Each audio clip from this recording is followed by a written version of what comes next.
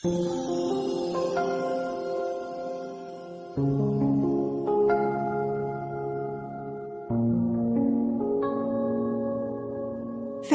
1st, 2016, Monday of the fourth week in Ordinary Time.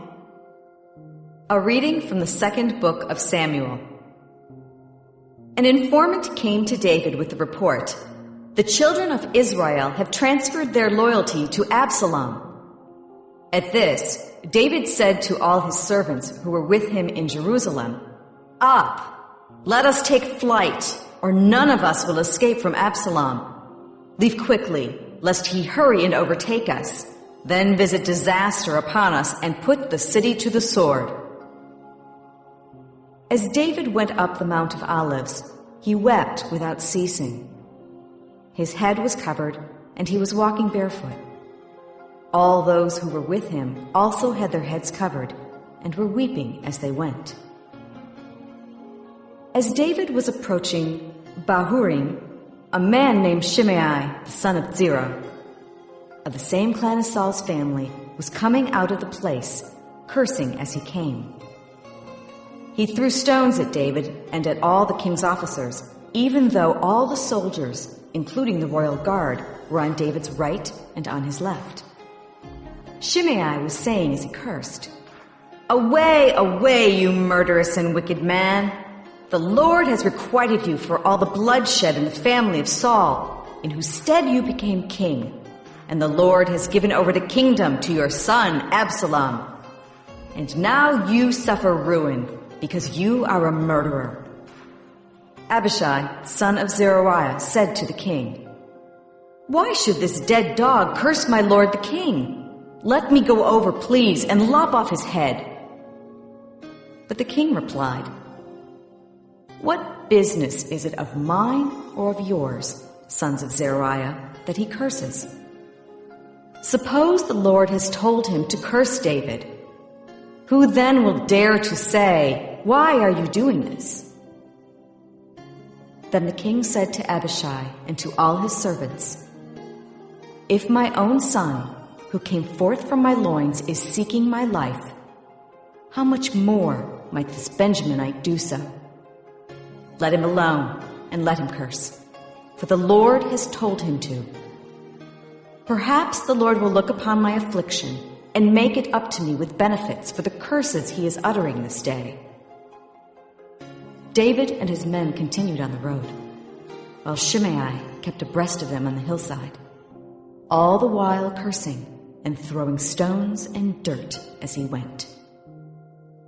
The word of the Lord. The responsorial psalm. The response is, "Lord, rise up and save me." O Lord, how many are my adversaries? Many rise up against me. Many are saying of me, "There is no salvation for him in God." Lord, rise up and save me. But you, O Lord, are my shield, my glory. You lift up my head. When I call out to the Lord, he answers me from his holy mountain. Lord, rise up and save me. When I lie down and sleep, I wake again, for the Lord sustains me. I fear not the myriads of people arrayed against me on every side. Lord, rise up and save me. A reading from the Holy Gospel according to Mark. Jesus and his disciples came to the other side of the sea, to the territory of the Gerasenes. When he got out of the boat, at once a man from the tombs who had an unclean spirit met him. The man had been dwelling among the tombs, and no one could restrain him any longer, even with a chain. In fact, he had frequently been bound with shackles and chains, but the chains had been pulled apart by him, and the shackles smashed, and no one was strong enough to subdue him. Night and day among the tombs and on the hillsides, he was always crying out and bruising himself with stones. Catching sight of Jesus from a distance, he ran up and prostrated himself before him, crying out in a loud voice, "What have you to do with me, Jesus, Son of the Most High God? I adjure you by God, do not torment me." He had been saying to him, "Unclean spirit, come out of the man."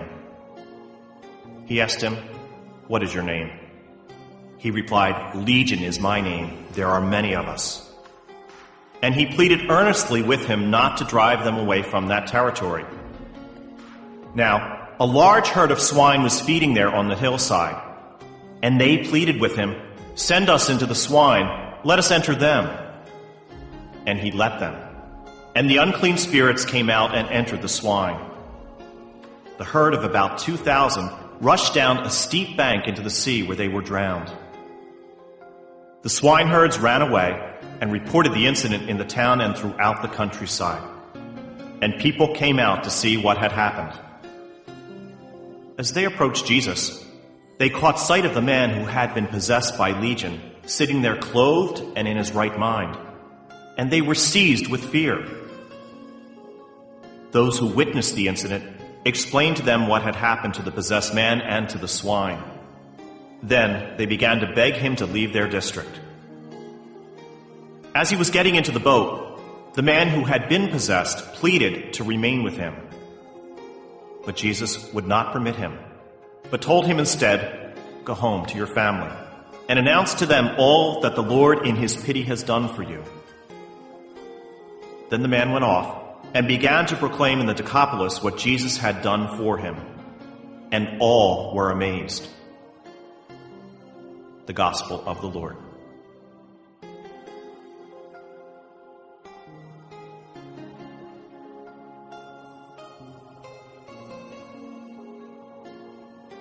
February 1st, Monday of the fourth week in Ordinary Time. The first reading comes from the second book of Samuel, chapter 15, verses 13 to 14, verse 30, and 16, 5 to 13. David hears that his son Absalom has organized a rebellion against him. Absalom has been planning to do this ever since he was exiled for murdering his half-brother, who happened to rape Absalom's sister. We see that a lot of the relationships in David's family are very tortured, very painful. Well, Absalom has rebelled against David, and David has to flee. And so we hear about him climbing up the Mount of Olives, crying, walking barefoot. He's doing penance because he knows he's a sinner, and he considers this possibly a sin. Now, part of his penance is that when Shimei, who is a Benjaminite, remember that King Saul was a Benjaminite, and a lot of the Benjaminites still blame David for the fact that King Saul's sons were not ruling Israel. When Shimei sees David, he starts to toss rocks at him, to swear at him, to call him names, to blame him. And some of the soldiers who are accompanying David are ready to kill this guy. What is David's response? No, maybe God sent him. Maybe this is part of the punishment that I'm receiving for my sins. So don't do anything to him. This is one of those examples where we can learn the idea of humility, that a lot of times bad things happen to us in life, and rather than railing against them and rather than looking for someone to blame, maybe we should calmly accept it and do the best we can as a response to the bad that's happened to us.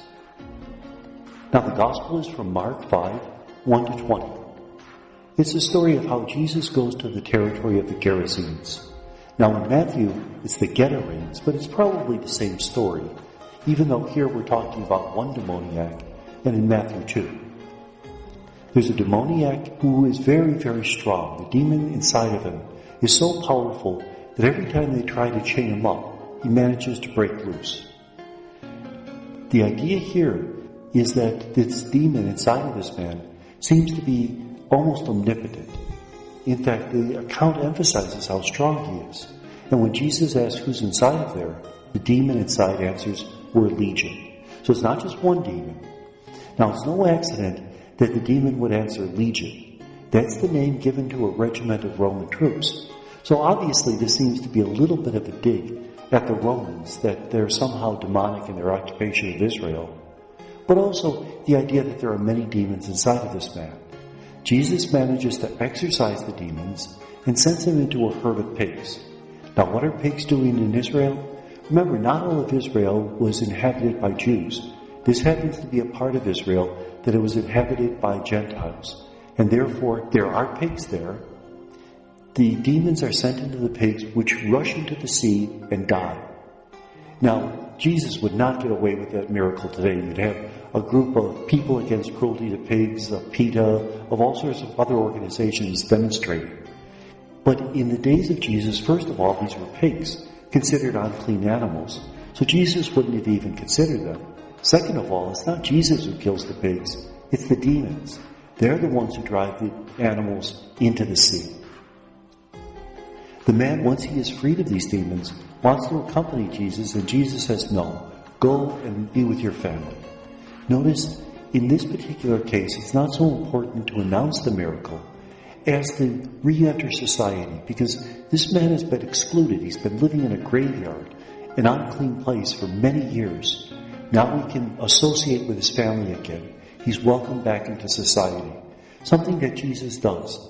Jesus recognizes our alienation, our isolation, very often caused by our own sin, and welcomes us back, embraces us, helps us to relate again to those around us.